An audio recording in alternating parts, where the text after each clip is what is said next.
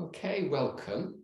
Welcome to day 10. So we're looking at varying breathing practices and creating different opportunities for us really to kind of get better well-being, have a pause in our lives. So a lot of the breath work we've been doing in many ways does the same stuff, but there are particular angles that we can take with different breathing practices. So for today's challenge, we're moving on to box breathing. So box breathing is quite a well-known breathing practice, which does lots of stuff. But I'm going to suggest, which is one of the benefits of it, is actually getting some mental clarity. Yeah, so some refocus or brain power. So the practice today, we've been doing extending the in-breath, extending the out-breath. We've been pausing the breath. We've been doing different counts, the 4, 7, 8. So there's so many different things we can do. Box breathing uses all of that to some extent. So we take a breath in for a count, we pause the breath for the same count, we out breath for the same count, we pause the breath for the same count. So what I'm going to suggest is we do a count of 4, breathing in for a count of 4, pausing the breath for a count of 4, breathing out for a count of 4, and then, surprise, surprise, pausing the breath before we start the in-breath again. So it might not be clear, but I'm actually sitting today. I'm sitting on a stool, on a low stool. So it's, for me, it's quite a comfortable.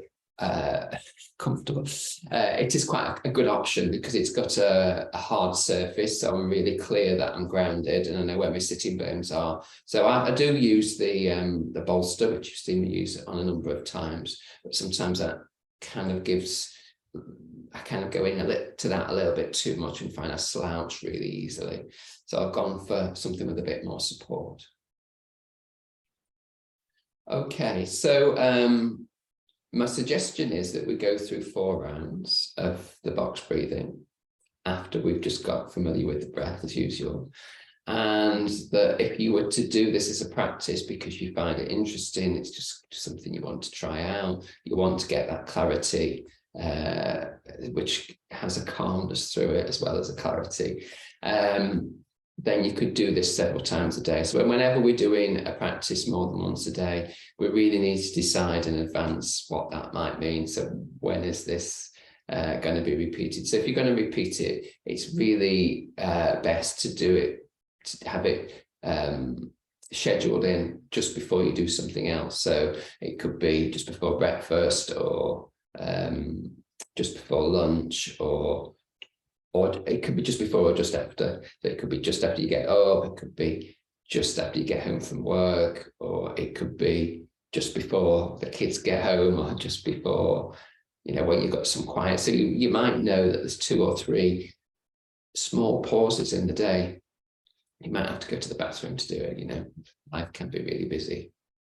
It could be designed to be in your day when actually things are a bit more tricky. Yeah, so you're coming to a tricky period and you need to be clear, brain power, so you can get it in at a time when you actually need it. So let's get on with that. So the way I'll be supporting the count, I'm trying not to always just count you in. I'll be counting in my head, and I'll be doing, for the breath in, I'll be doing this. For a count of 4, for a pause, I'll be doing this. For out breath, I'll be doing this. And then for the pause, and we'll just be doing that 4 times. So starting with what you know is now the best way of you getting in touch with your natural breath. So it might be a hand on the belly. It might not be that. It might be just getting a sense of the breath through the nose. So you choose what might work for you today. And starting to notice the breath over the next few rounds.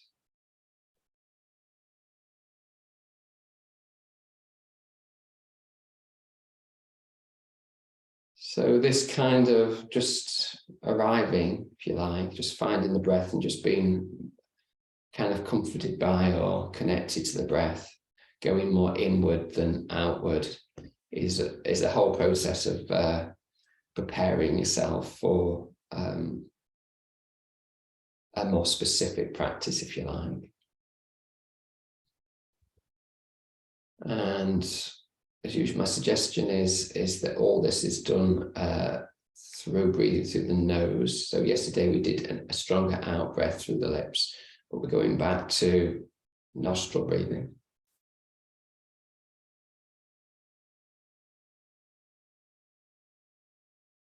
Okay, so we're just going to do 4 rounds, and I'm going to use my hands to do the count, so you know where we're up to, what to do with this hand.